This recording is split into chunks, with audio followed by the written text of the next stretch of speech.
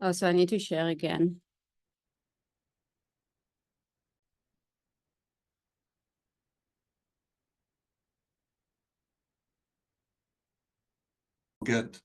We will get started. Looks like we'll get started right about now. So Okay. thank you. Can you see the screen? Sure can. Okay, perfect. Yes, let's get started. So hi, everyone, and welcome to our Williams lecture. My name is Tsufita Fengeden, and I am the Associate Director of Graduate Studies at the MS program in Bioethics and Medical Humanities at Tulane. And I'm excited to welcome Dr. Will Kymlicka to give a talk to our faculty and students and everyone joining us today. Before I'm going to introduce him, I would like to say a few words about our sponsors. Okay.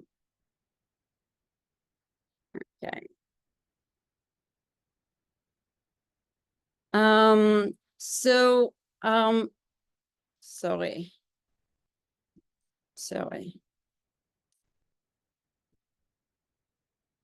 Okay. I think that my computer is in delay, so anyway, so one more.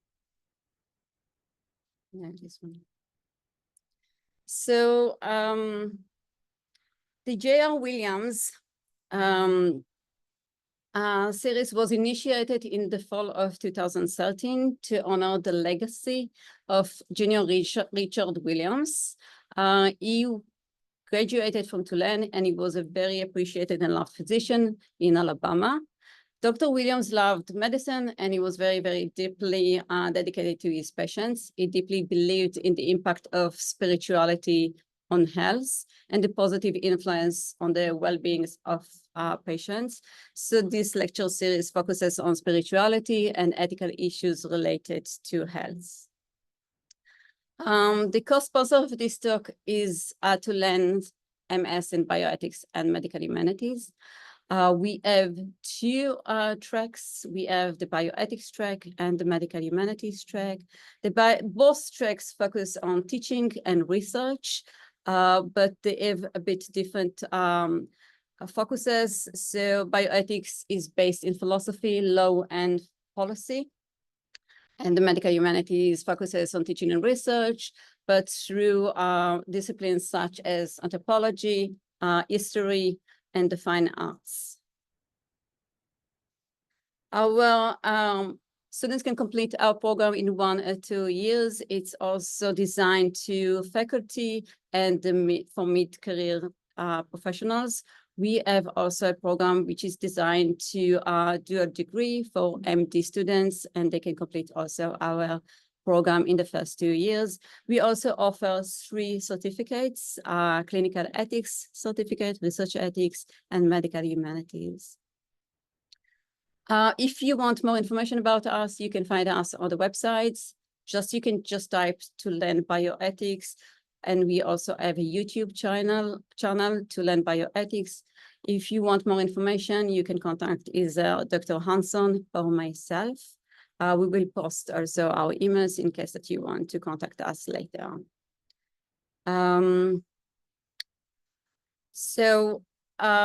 Yes, so I want to introduce Professor Kymlicka. Professor Kymlicka is the Canada Research Chair in Political Philosophy in the Philosophy Department at Queen's University in Canada, where he has taught since 1998. He published about 9 books on multiculturalism. This is the way that I was introduced first to Professor Kymlicka, and also on animal ethics, and they were translated into 32 languages.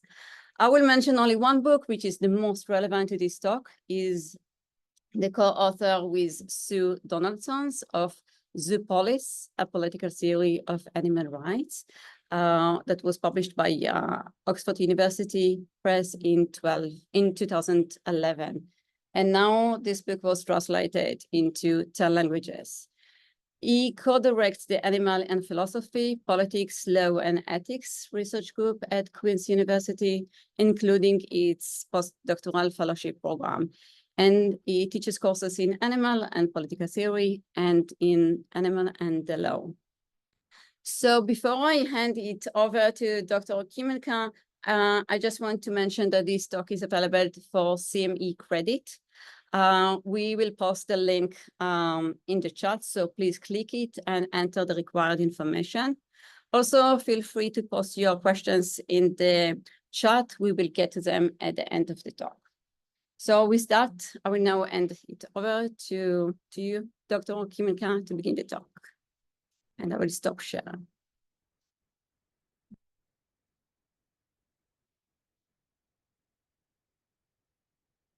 You're muted, Dr. Kymlicka.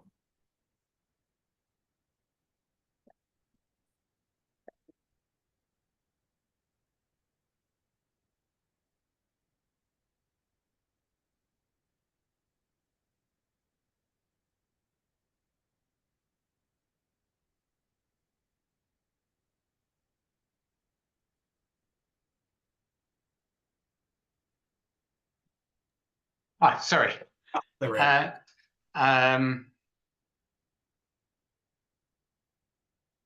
Okay, can people... We can see your screen, yes. Okay. Yeah, so thank you for the introduction and thanks for the invitation. I'm delighted to be here to be able to share my work. This is work that I'm doing again with Sue Donaldson, and it's actually taken from the book that we're just finishing and will be submitting to Oxford University Press and published later this year. So the book is part of what's called the political turn in animal rights. And the distinctive feature of this literature is that it focuses on how animals are governed. So the relationship between humans and animals is fundamentally understood as an issue of governance. And if we ask the question about how animals are governed in our society, a really striking fact emerges, which is that they're governed through what Jess Eisen calls use typologies. So we first categorize animals according to the way we use them, and then we figure out how to regulate that use. So for example, there are no laws that govern how we interact with rabbits as such.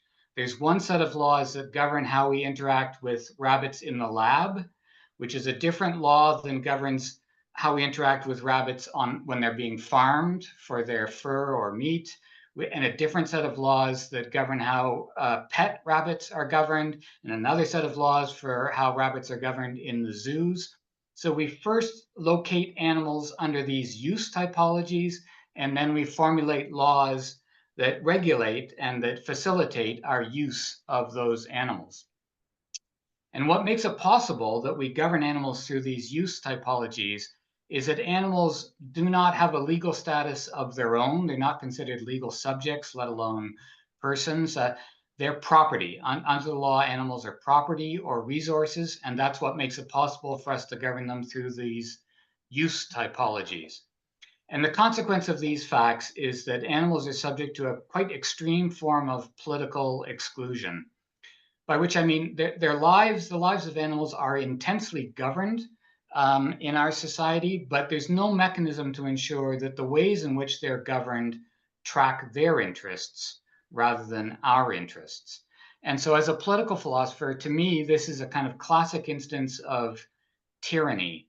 So one of the kind of foundational concepts in political philosophy is the idea of tyranny, and how do we distinguish legitimate governance from tyranny? And so St. Augustine famously asked, what's the difference between a legitimate state and a band of robbers, given that both take money from us forcibly, both force us to hand over money? So what distinguishes a legitimate state from a band of robbers? And Augustine's answer is, a legitimate state governs in the interests of the governed, where the band of robbers governs in its own interests. And so in relation to animals, humans are essentially a band of robbers. We govern them in our interests, not in their interests, and that's a form of tyranny. So as a political philosopher, I'm interested in the question, how would we liberate animals from this condition of tyranny? In today's talk, I want to mainly focus on domesticated animals, but let me just, in passing, say a word about wild animals, about non-domesticated wild animals. The default assumption in the animal ethics field is that liberation for wild animals will primarily take the form of simply letting them be. We just shouldn't interfere with them. We should just let them get on with their own lives. And I still think that is the kind of default assumption for what liberation means for wild animals. But it's increasingly realized that it's going to be a bit more complicated than that, that if wild animals are going to be able to live freely, they do need certain positive rights, not just rights to non-interference, but we may, for example, need to provide legal protection of their habitat. And we may also need to ensure that they have rights of mobility for migrating species.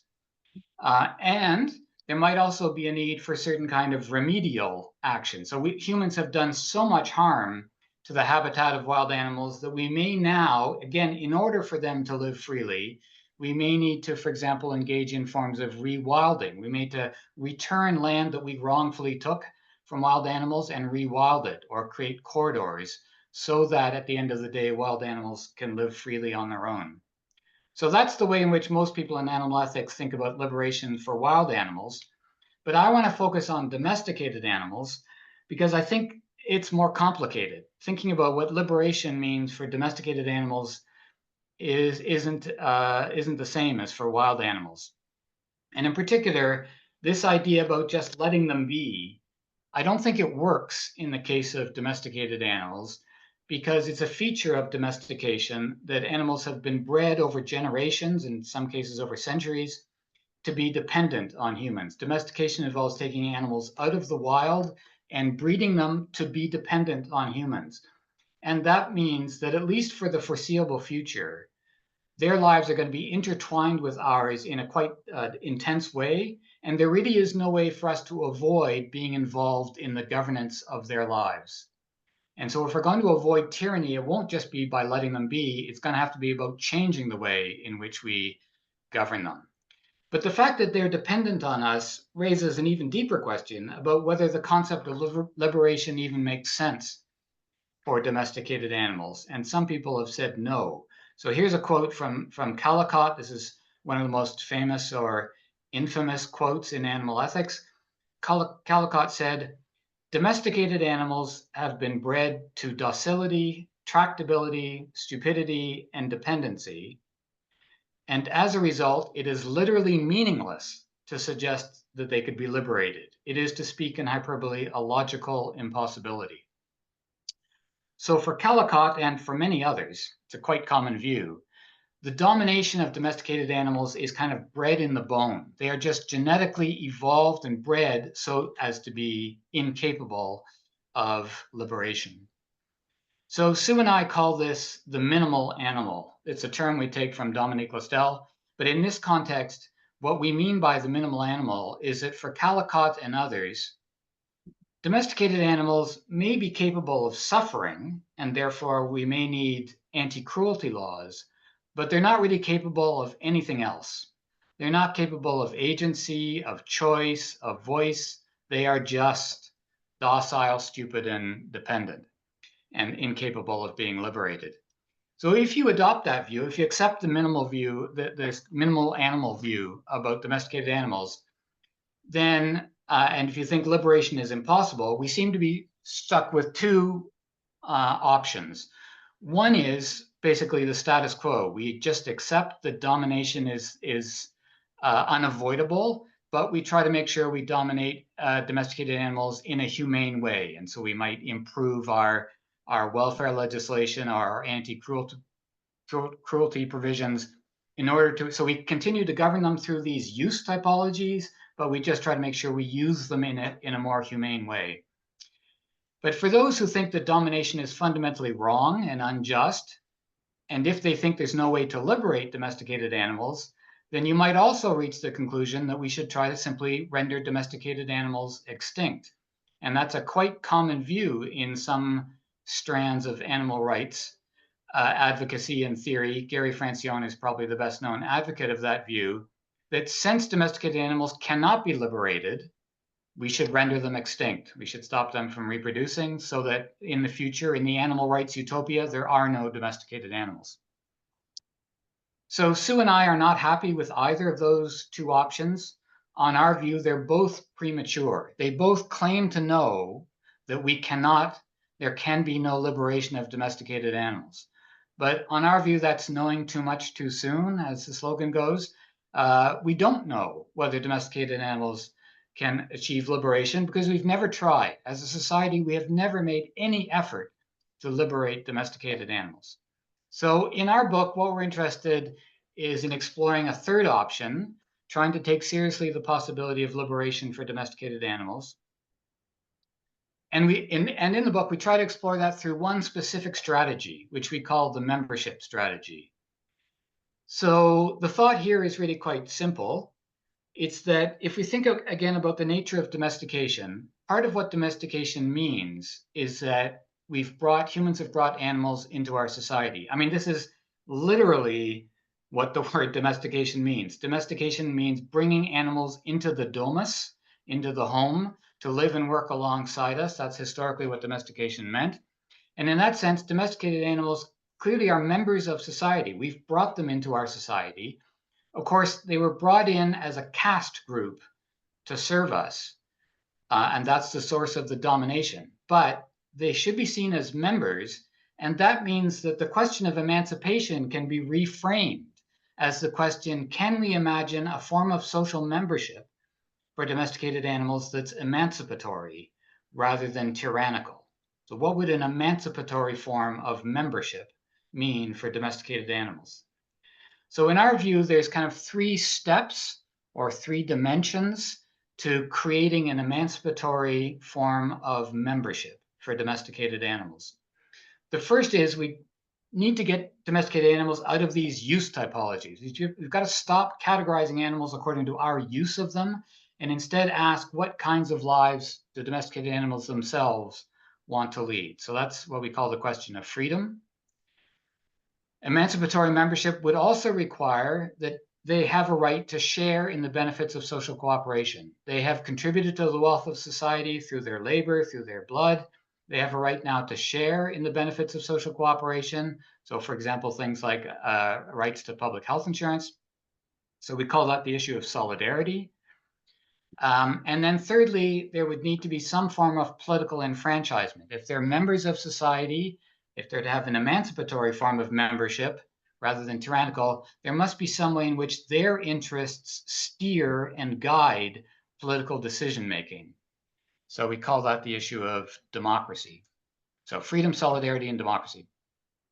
Now, obviously, all 3 of those are just immensely complicated. And it's hard to know where even to start in trying to move towards an emancipatory form of membership.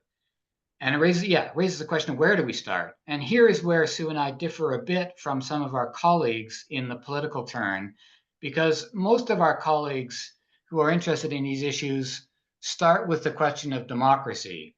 So tyranny involves governing them in ways that doesn't track their interests. So some of our colleagues think the first step is to ensure that the interests of animals are somehow represented in formal decision-making. So how would we do that? I mean, it's obviously not going to be by giving animals the right to mark ballots or to be able to speak in parliamentary deliberation. So what would it mean to include animals in formal decision-making? Many people look to an analogy with other so-called voiceless groups, such as future generations. I'm not sure how many of you are familiar with this literature, but there's a lot of talk recently about the way, it's partly due to climate change, there's growing recognition that the decisions we make today politically have profound effect on future generations, but the interests of future generations are not formally represented in decision making. And so some people have proposed models that we would set aside a certain number of seats in the Senate or the House of Representatives for people who would speak on behalf of future generations. And some of our colleagues in the political turn have taken those models designed for the political representation of future generations and said we can use that for animals, including domesticated animals. So this would be a kind of proxy representation. We would appoint or elect certain humans who would speak on behalf of domesticated animals in the legislature. So Cochrane and Garner are there are now many theorists who have proposed models of proxy representation by humans on behalf of animals in the legislature. And you might worry about these proposals that how would we know, how would we have any trust or confidence that these representatives would in fact know what the interests are of animals, or how would we trust them to truly represent the interests of animals? Defenders of this model say that that's a good question, but it's not a fatal problem, because particularly in the case of animals, perhaps even more than for future generations, animals have really just basic interests, straightforward interests, rudimentary interests. These are quotes from people who've defended these models. And so they try to emphasize the idea that at the end of the day, it's not really so controversial what the interests of animals are. And really, at the end of the day, the most basic interest of animals is simply in not suffering. And no one can reasonably disagree with that. So there shouldn't be so much controversy in appointing people whose job would fundamentally be to represent the basic and rudimentary interests of animals in not suffering. Okay, so let's imagine we set aside 5 seats in the Senate for people who would serve as proxy representatives to speak on behalf of animals, and in particular, their basic interest in not suffering. So, I mean, I think at the end of the day, in the future, we do need some form of, we do need proxy representatives. We do need someone in legislatures to speak on behalf of animals. But I think this particular model, as it's emerged, is not really a route to liberation, in part because I don't think there's an account of freedom here amongst in the people who are defending this model. Like, one way to think of it is many of these models at the end of the day don't really challenge the minimal animal. I mean, you could imagine someone like Kymlicka, who thinks of domesticated animals as docile and stupid and dependent, agreeing that we should appoint someone in the Senate to speak about the basic interests of these stupid docile animals.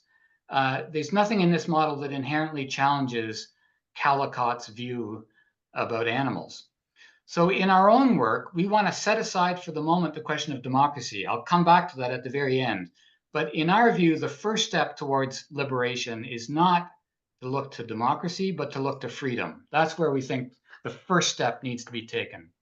The first step towards liberation is to get beyond the minimal animal and to emphasize that domesticated animals have many possible lives to lead, and it's their lives to lead, and they should have some control over what kind of lives they lead.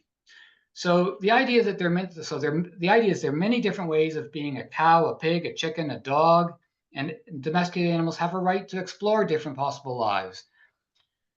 I think that thought is probably most easily understood in relation to dogs, because we have such a long history, humans and dogs, and there's so much diversity in the way humans and dogs have interacted that I think it's kind of intuitive. We can intuitively see that there are many different possible lives for dogs. But just as an example, most dogs in North America are pets, which is to say that they're owned by a family and they live in a private household.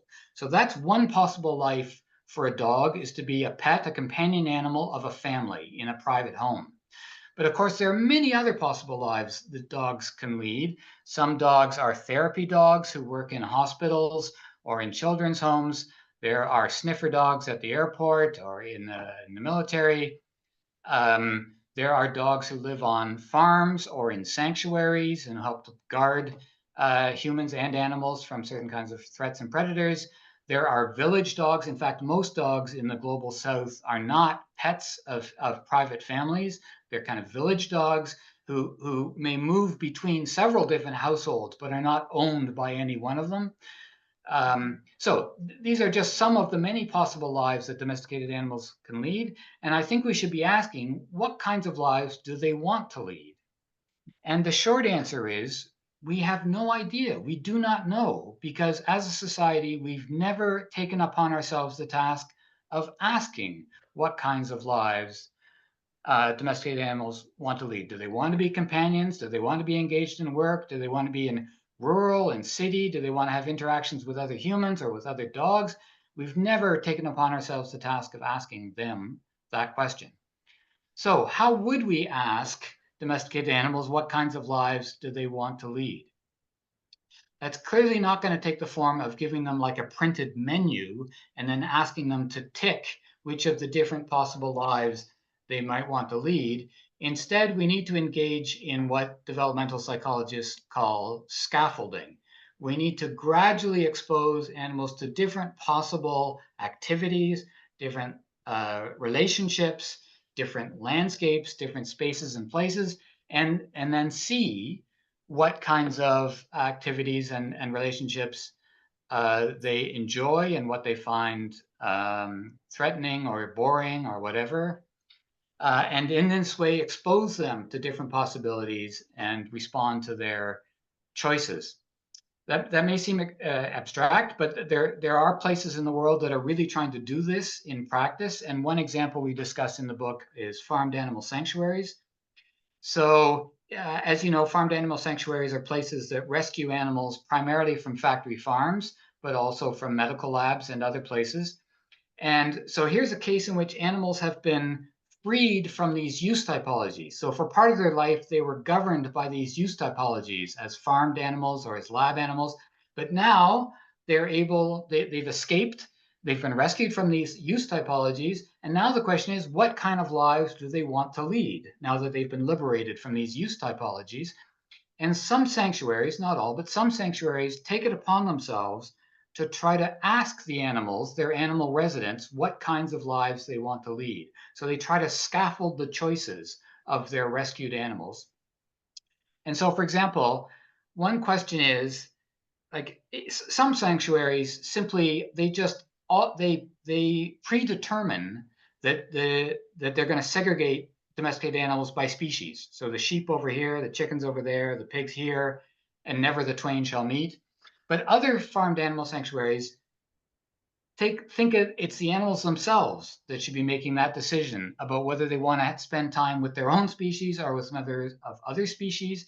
And so they go through these processes of scaffolding choices that would enable their residents to decide how much time they want to spend with conspecifics versus members of other species or with humans, but also make choices about, for example, what kind of landscapes they want to live in. Do they want to be primarily spend their time on flat pastures, which is the kind of typical farmland that we imagine, or do they want to spend time in woods? And many animal sanctuaries have been trying to create alternative physical landscapes like woods, because it turns out that many domesticated animals enjoy variety in their physical landscape and don't want to spend all their time on flat pastures. And also different kinds of work. So you can imagine variations in respect to social relationships, physical landscapes, different kinds of activities and work and labor. So I think all of this is prima facie evidence that freedom is indeed possible. There are different possible lives, and that there are ways of enabling domesticated animals to make choices amongst different possible lives. But, and this is what complicates things, and what distinguishes domesticated animals from wild animals, if domesticated animals are to have this freedom, it requires that humans be part of the process. It isn't just a matter of hands off and let them be. If domesticated animals are to have this kind of freedom, we humans need to agree to facilitate their agents, to scaffold their choices. So in the language of theory, these are philosophical theories about agency. Humans need to agree to be the bearers of their agency. We need to create what they call holding environments, in which domesticated animals would feel a certain degree of safety and security, and would therefore be able to safely explore different options. And then we would help to create the holding environments that enable them to explore options, and we would then be the bearers of we would attend to their responses. We would elicit their responses and then move forward in terms of exploring other options. So that's a quite involved process. It requires us to undertake a certain degree of positive responsiveness to domesticated animals. And the question arises, do we have a duty of justice to make this effort to create a holding environment for domesticated animals to explore different lives and then to be the bearers of their agency? So that raises the question of solidarity. Whether we have a duty of justice to enable the freedom of domesticated animals raises a question about what our duties of justice are. And so in political philosophy, we typically think of justice as operating at two different levels. They're what we call membership rights and universal rights. and these have different moral functions.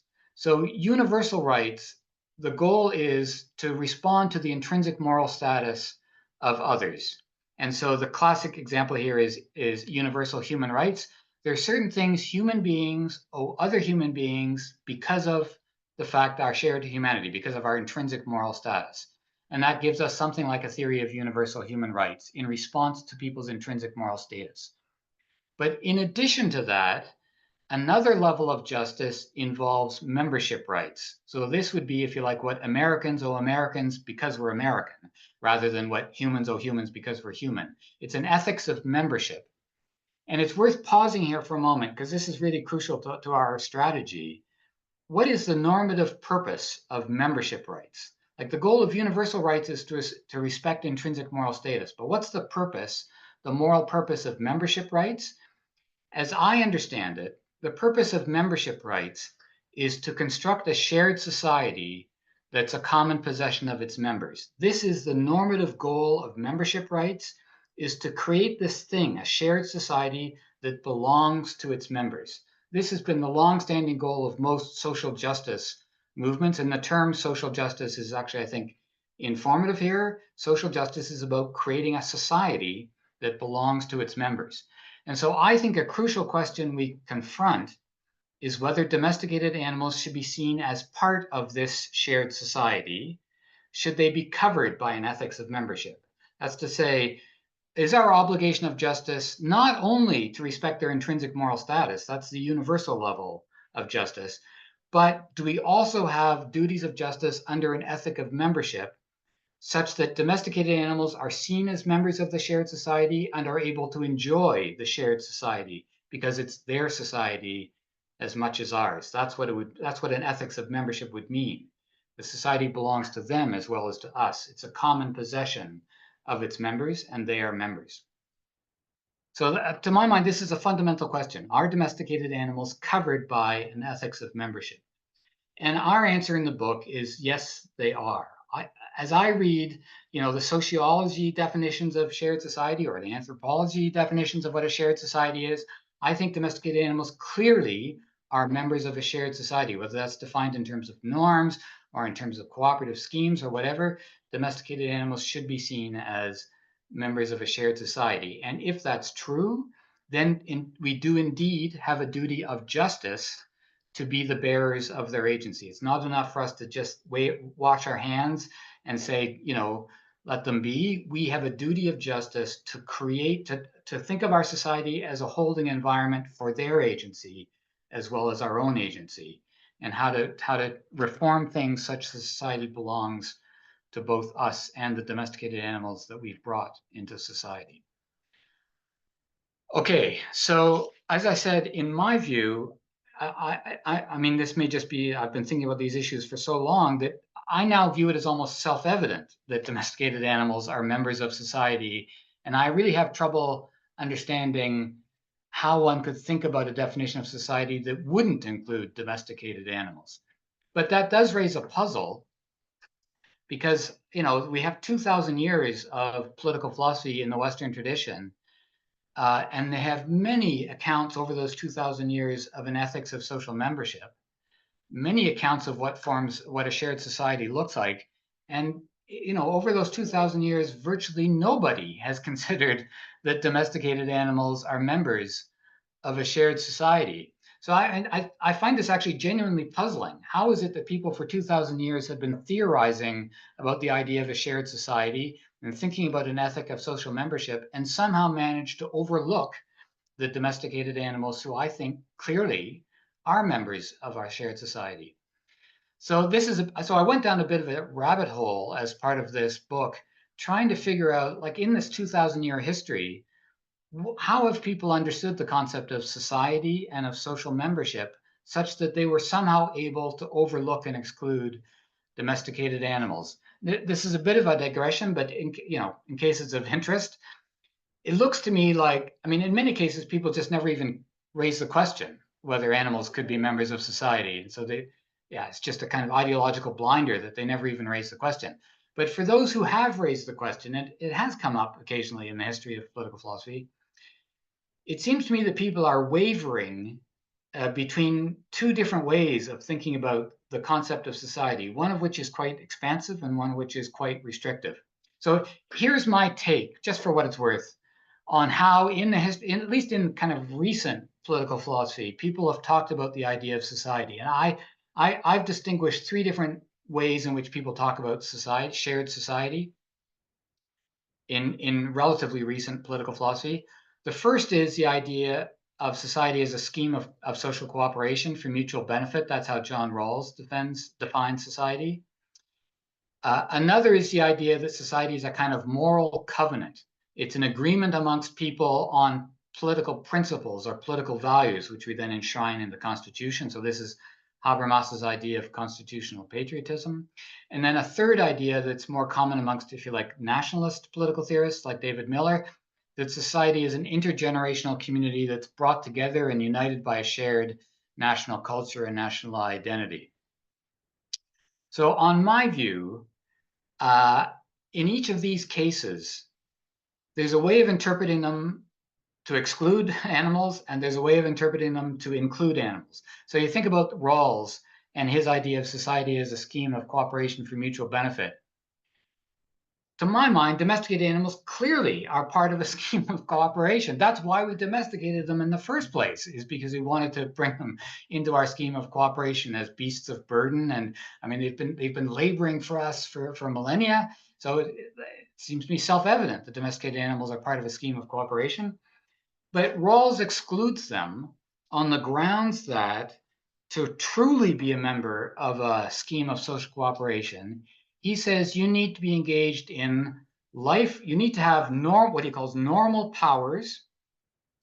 So he's excluding people with disabilities. You need to be engaged in lifetime full-time employment. That's his kind of threshold for qualifying as a member of a scheme of cooperation, is you have normal powers and you're engaged in paid employment over a lifetime. So it's true. If we define the scheme of cooperation that way, many domesticated animals will not qualify. I mean, even on that definition, we might say that, sniffer dogs at the airport would qualify, but many domesticated animals wouldn't.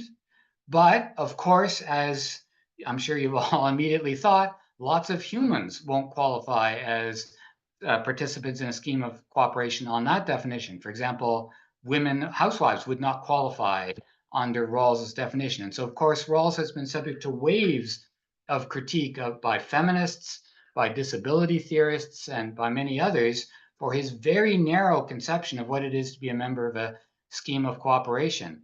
And in response to that critique, Rawls's defenders say, yeah, well, he got that wrong. It's still, we should think about society as a scheme of cooperation, but we need to recognize that there are many different ways that people contribute to a scheme of cooperation, and that being involved in caring for children is a way of contributing to a scheme of cooperation. And of course, that's true.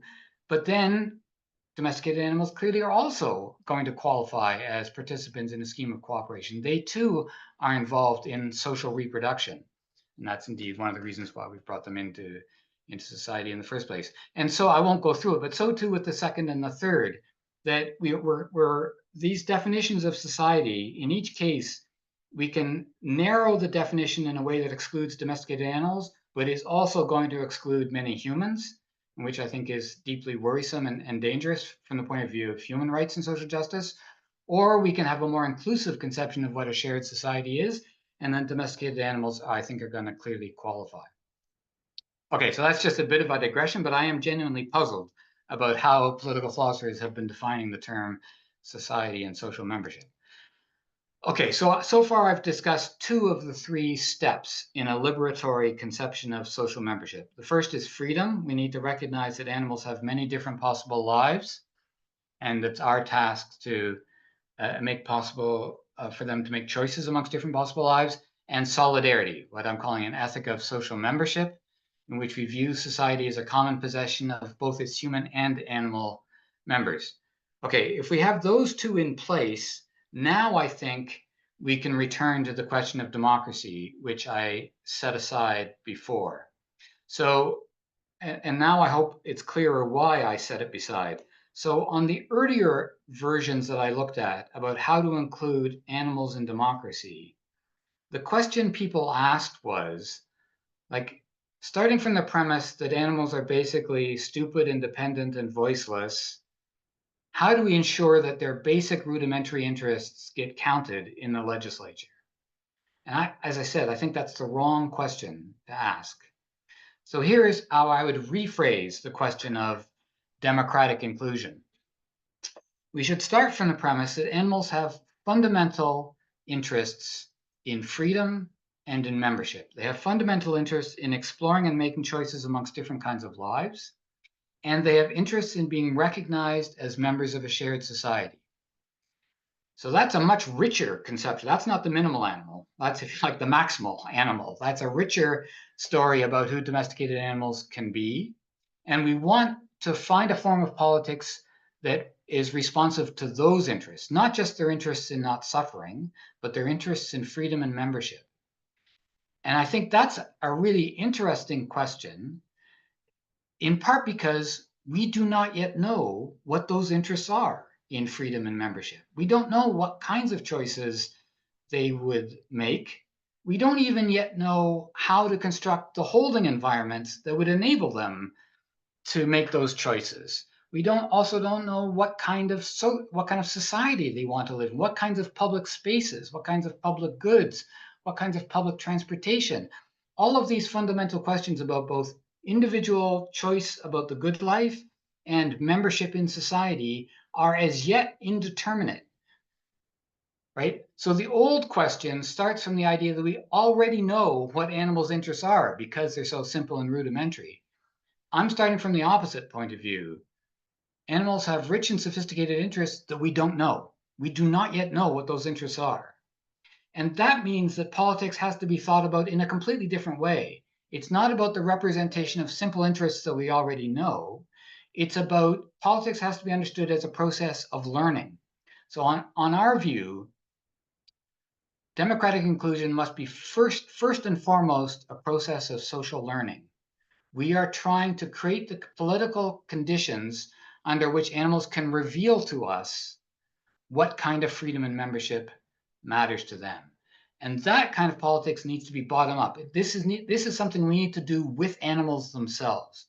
And so in the book and in other work we've published, we've talked about it. I don't have time to go into the details, but how we could take existing roles that animals are in, for example, as a therapy dog, and create what this is taken from the field of disability, create microboards, 3 or 4 people who know that animal well, whose task would be to monitor the situation and try to make informed judgments about what kind of work, what kinds of working conditions, what kind of working relationships are most satisfying to the dog who's engaged in that labor. But we also need to what we call democratize space. We need to create physical spaces in which domesticated animals can interact with each other and with humans in spontaneous ways, freed from these use typologies, and create the conditions for unplanned, spontaneous interactions in which we can just learn new kinds of practices and relationships. And then we take the lessons that we learn from these bottom-up interactions with animals, concretely interacting with animals, and scale up to the legislature. So at the end of the day, absolutely, we need somebody in the Senate or the House of Representatives whose task would be to speak on behalf of animals. But on our view, that their task would be to listen to the lessons that emerge from these bottom-up processes of democratization. Okay, so I'm nearing the end. So the conclusion I draw is that there's no conceptual obstacle to the liberation of domesticated animals. There is a way to understand freedom, solidarity, and democracy for domesticated animals. It's not a logical contradiction to imagine a world in which domesticated animals have a liberatory form of social membership. Obviously, it's extremely complicated, and one might think it's hopelessly realistic. And so many people have responded that even if this is possible in principle, it's just utopian in practice. There would be economic costs. We've built an economy based on the exploitation of animals, so we would have to transition away from what's called the animal industrial complex. I would just say in response to that I think we need to transition away from animal agriculture anyway, because it's environmentally unsustainable. And so why not use the required transition to new ways of feeding ourselves as an opportunity to also create interspecies justice? I think a more difficult issue actually is the psychological costs. So Steven Pinker, as some of you may know, he asks about what are the limits on animal liberation. And he says that at the end of the day, we're never going to achieve animal liberation because he thinks humans have, and he views this as a matter of evolution, he says that humans are naturally carnivores. We have a natural meat lust, he says. And so at the end of the day, he thinks humans are never going to relinquish this deep-seated biological urge to eat meat and wear leather and so on. So I don't know whether that's true or not. I don't even know how one would test that proposition. I would just end by noting the irony of where we've ended up.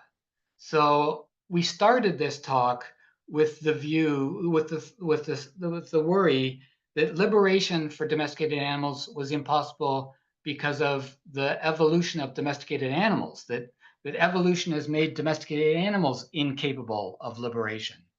And I think that's wrong.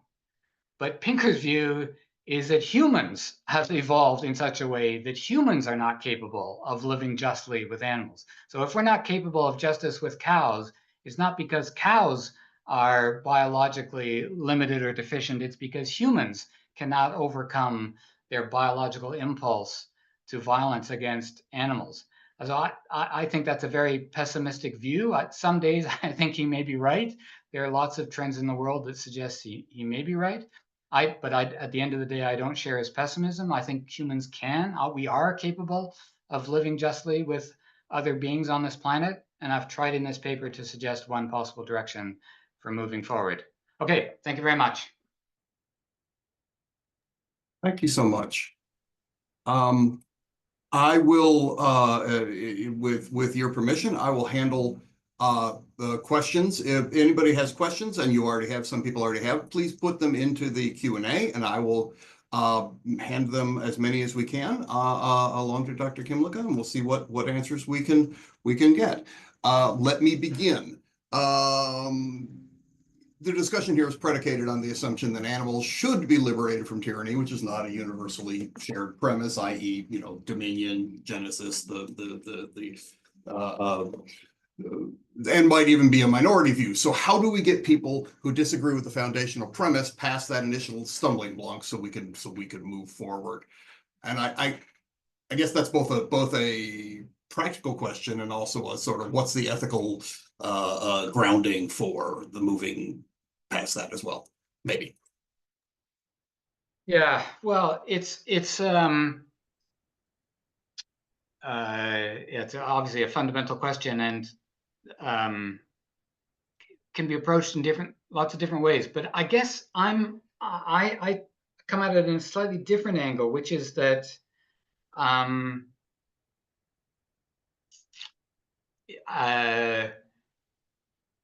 yeah, there's two ways of looking at this. One is that we are sort of naturally inclined towards these views of domination, and then the question is, how do you persuade people to adopt a more liberatory conception?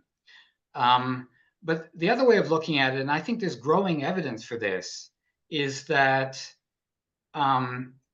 people actually that people actually do have a kind of strong intuitive understanding that animals have their own lives to lead. And then the question is, how do they justify to themselves subordinating animals? And people have to do a lot of work to rationalize and justify the way they treat animals.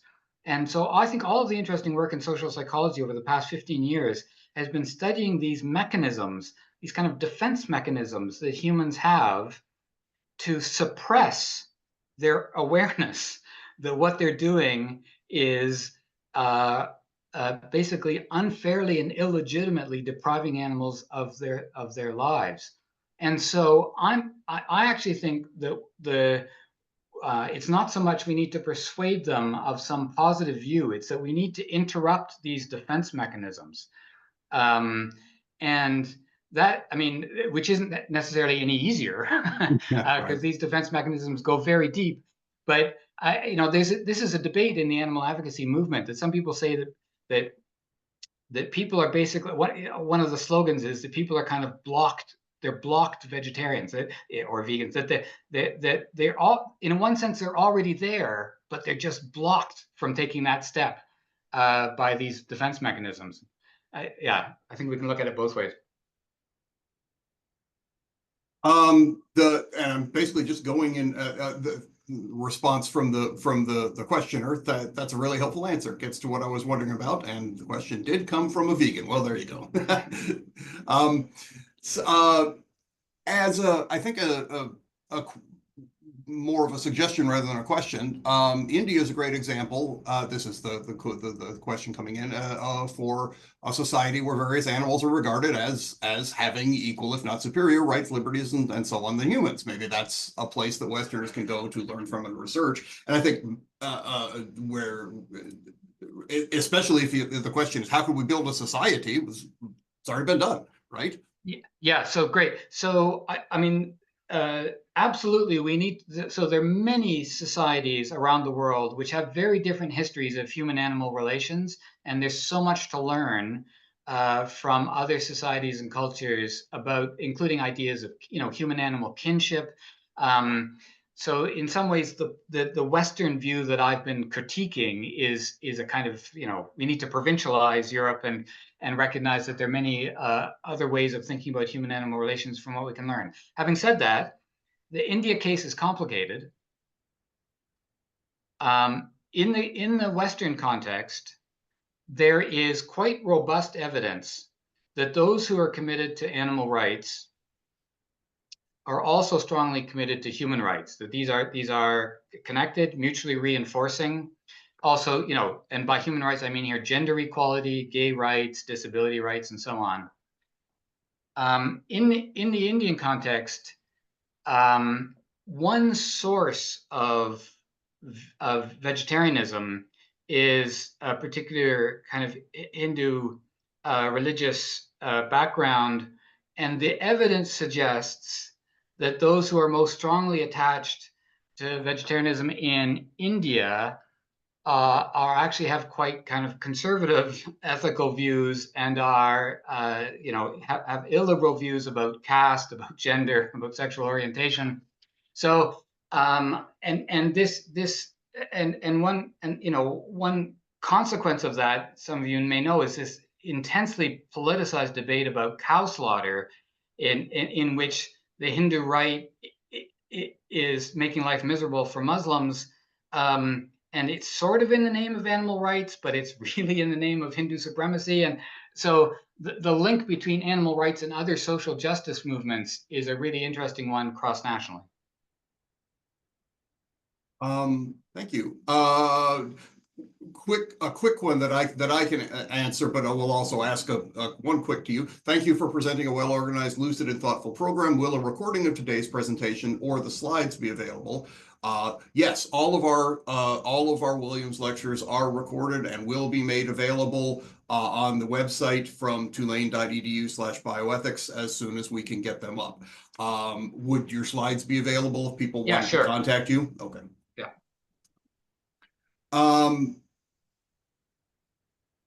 Question from Avery Kohlers. Hi, Avery. Thank you for the presentation. Congratulations on your forthcoming book. The concept of enabling animals to become free seems to chime with the idea of a right to an open future.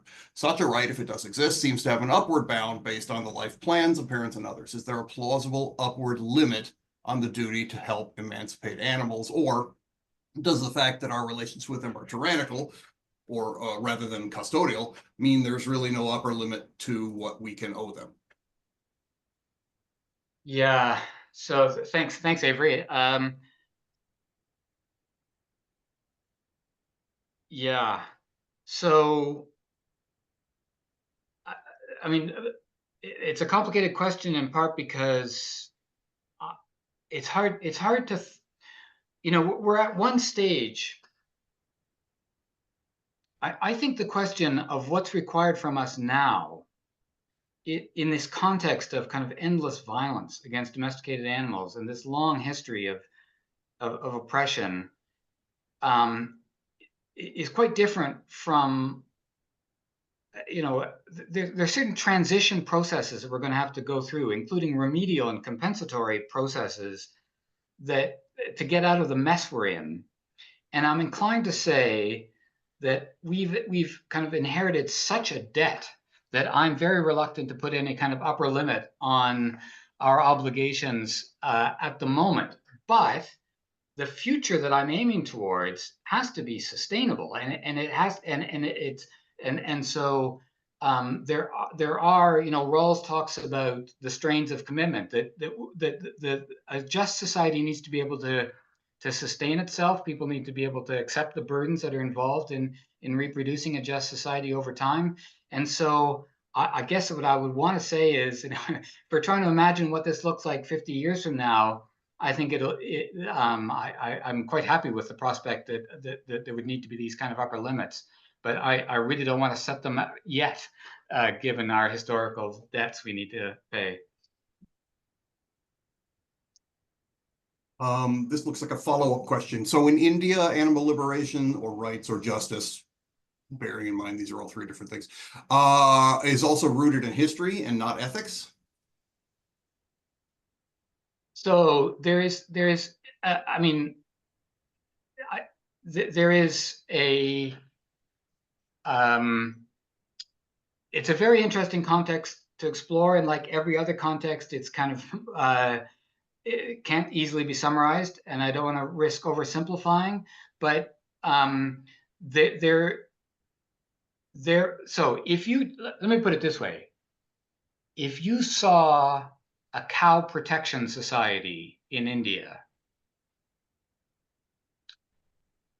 you would want to look very carefully.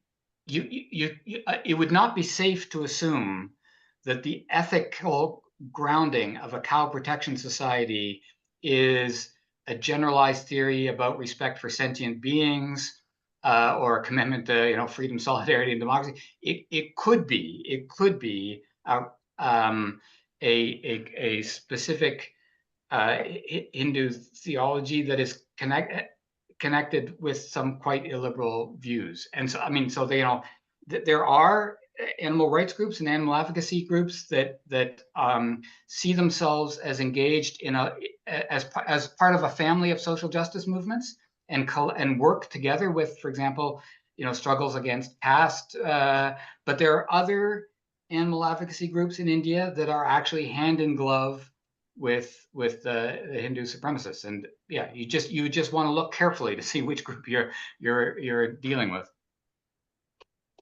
At the moment, I have a final question.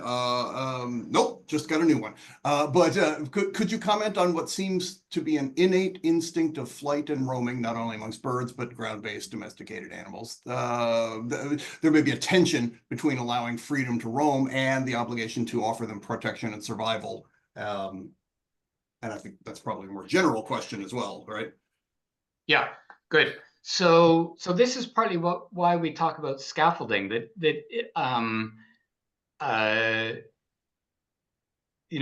So we need to think about, if we're thinking about freedom for domesticated animals, we need to get away from the idea that this is fundamentally a matter of just kind of giving them a list of options and asking them which one to tick. It's going to be a much more complicated process of exposing them to different options under different levels of safety and experimentation. I mean, it's true that freedom involves risks for humans as for animals. And so, yeah, the safest life for humans and domesticated animals is not necessarily the best life for humans or domesticated animals. And so there are risks to expanding the range of options and choices for domesticated animals. But part of the goal of this scaffolding would be to create the conditions under which an animal who might have whose initial reaction might be a kind of fight or flight reaction, that because they come to trust a human, for example,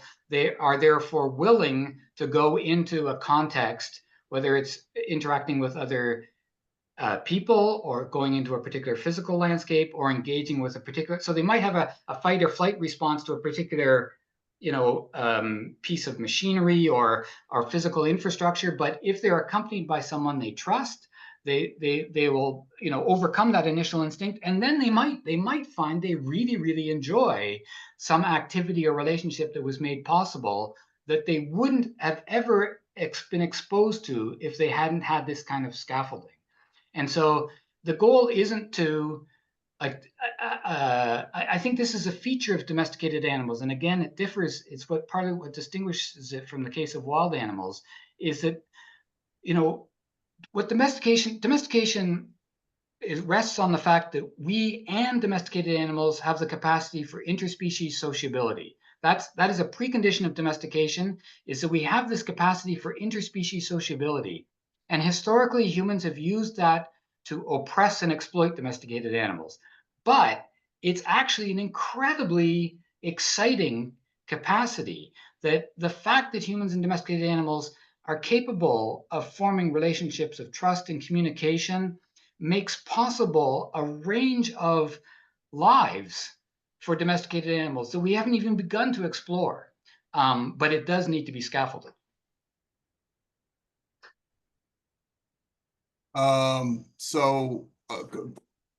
Should domestic animals be sterilized? That's sort of a part of the extinction question, but also, just one of our standard, spay and neuter your pets, right? Yeah. How does that fit in? Yeah, no, I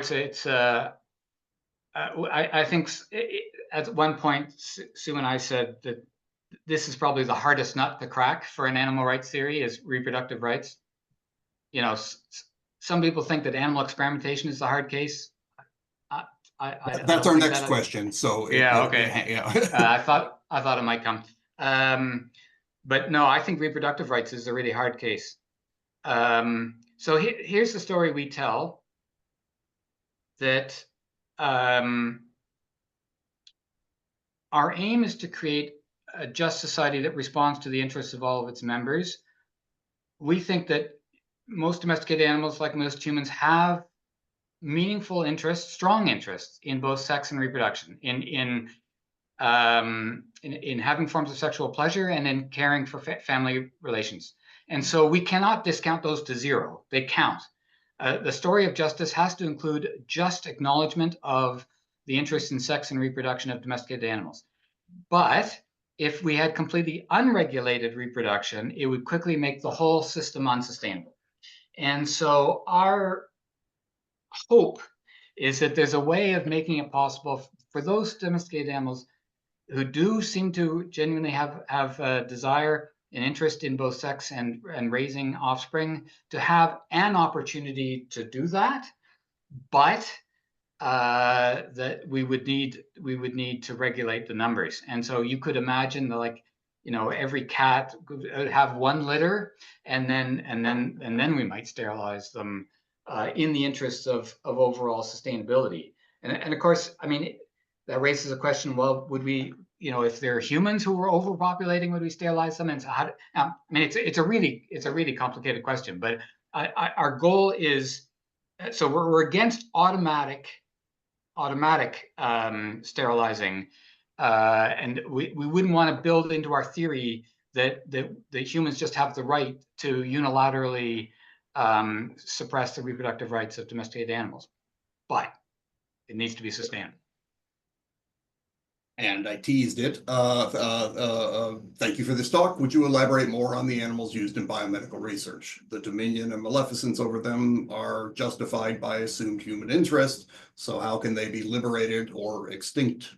What could be the steps to an interspecies future of human-animal health research industry? Yeah.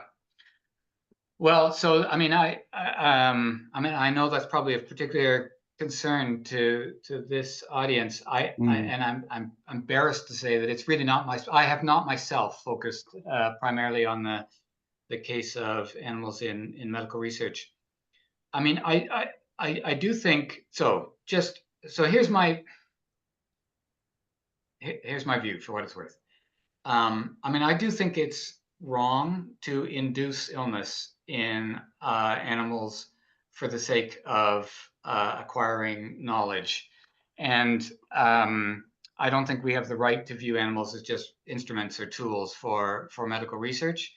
And so obviously, on my view, huge whacks of the ways in which animals are used in medical research is illegitimate. I mean, I think there are forms of research that would be that does respect animal rights, and so some people have talked about. I mean, obviously, some forms of research are just basically observational in a way that isn't harmful. But people have also talked about what kind of research might be possible if we think about, and again, particularly domesticated animals, as patients. So just as with humans, sometimes people get ill and there's an experimental treatment. And so we enroll sick humans in an experimental study to see whether the new treatment works well. You could imagine the same thing with, so actually here at Queen's, at my university, so imagine you have a dog who's a hemophiliac, and so you could imagine them being enrolled in a research study to test different medicines for hemophilia. That, to my mind, is perfectly possible, and I could imagine legitimate. Here at Queen's, we have a hemophiliac dog lab in which they're inducing hemophilia in order to experiment on the animals. In my view, that's just wrong. I mean, I realize these are really controversial issues, but that's the logic of our position. Thank you. And one comment, this is not really a question, but a comment, recognizing that animal models are problematic, so using human cells and organoids whenever possible seems to produce more accurate results. And then a question to perhaps follow up on, what about growing animals, say lab rats, for the purpose of research, because these are then not naturally occurring animals? What are the moral issues here? I mean, I think you maybe have answered that, but I'll throw it as a question anyway. Yeah, so I mean, this is, I think this is one of the understated or often unrecognized harms of the way in which animals are used in medical research, is that it's built on this vast system of basically captive breeding of animals, and many of whom just spend their life independently. So people think that the ethical issue involved in medical research is the harm that's done to them in the experiment, but actually there's all sorts of harms that are done to animals, from the, I mean, it involves breaking up families, it involves transporting the animals and keeping them confined, all long before they actually get, subject to the experimentation. So that whole system, that whole industry of breeding of lab animals, just seems to me actually horrendous. And as well as the pain that's involved in some of the more invasive experiments. Okay, well, I have no further open questions, so thank you so very much, Dr. Kymlicka, and as I said, we will have this posted as soon as we can. It'll maybe be a couple of days to a week, but a couple of days probably. And you offered your slides, so contact Dr. Kymlicka, or we can probably send a request along if you're interested in the slides. Thank you. Yes. Yeah, thank you all for your questions and for your attention. And if anyone does have any follow-up, please just don't hesitate to get in touch. Thank you so much. Thank you very much. Thank you all. Bye. Bye.